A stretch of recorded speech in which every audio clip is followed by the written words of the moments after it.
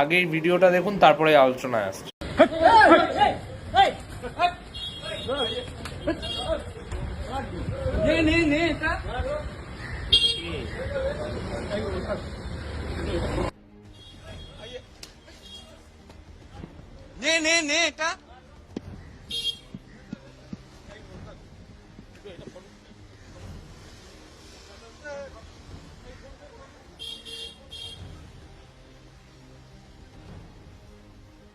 করে ভিডিওটা এতক্ষণে দেখে ফেলেছেন আপনারা, এবং এটা দেখে আপনাদের কি মনে হচ্ছে?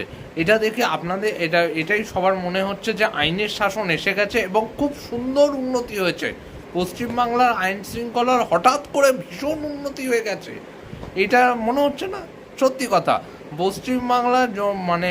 পশ্চিমবাংলায় আইনের শাসন প্রতিষ্ঠা হয়ে গেছে। এতদিন আইনের শাসন ছিল না, এতদিন শাসকের আইন ছিল, এখন আইনের শাসন প্রতিষ্ঠা হয়েছে। আমাদের কিছুদিন আগে এই গতকালের ঘটনা বলছি, গতকালে কালীঘাটের বাড়ি থেকে বেরিয়ে আমাদের বেলেঘাটার বিধায়ক কুণালবাবু, তাকে নাকি প্রকাশ্যে ডিম ছুঁড়েছে একটা জনবিড়াল ডিম ছুঁড়েছে, এবং তার নাম হলো জনরোষ। আবার জনরোষটা আবার কারোর নাম হতে পারে নাকি আমি জানি না, কিন্তু আমি ছোটবেলায় শুনেছিলাম যে জনরোষ মানে হলো কিছু মানুষের পুঞ্জীভূত ক্ষোভ যদি অন্য মানুষের উপর থাকে এবং তার উপর যদি আছড়ে পড়ে, সেটা হচ্ছে জনরোষ। কিন্তু এভাবে কারোর হাতে আইন তুলে নেওয়া, এটা আমাদের ভারতের সংবিধানে নেই, এবং ভারতের সংবিধানে আইন আছে, কানুন আছে, যদি কোনো অন্যায় করে থাকে সে শাস্তি পাবে। কিন্তু আমাদের এখন আইনের শাসন এসে গেছে, এখন মানুষ হাতে আইন তুলে নিচ্ছে এবং তার নাম হয়ে যাচ্ছে প্রত্যেকটা ঘটনায়, যারা এই জিম থেরাপি অ্যাপ্লাই করছে, এবং প্রত্যেকটা ঘটনায় তার নাম হয়ে যাচ্ছে জনরোষ।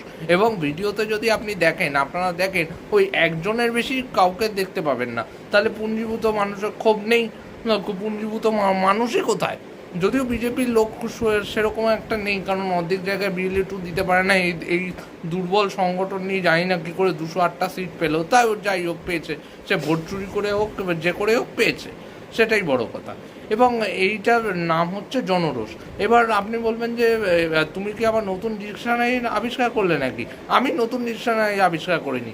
আমাদের যারা ওই যে আলু ভাতে মার্কা সাংবাদিক, ওই যে গালফোলা আলু ভাতে মার্কা সাংবাদিক, তারা একটা ডিকশনারি আবিষ্কার করেছে, এবং প্রত্যেকটা সময় বলছে যে হয় কখনো এর ওপর, কখনো ওর ওপর, কখনো কারোর ওপর জনরোষ আছড়ে পড়ছে। এই জনরোষ আমার মনে হলো যে যেমন ঝড় আছড়ে পড়ে, তেমনি জনরোষ নামক একটা লোক হয়তো আছড়ে পড়লো, ওই জন্যই জনবিড়ালকে জনরোষ বলছে আর কি।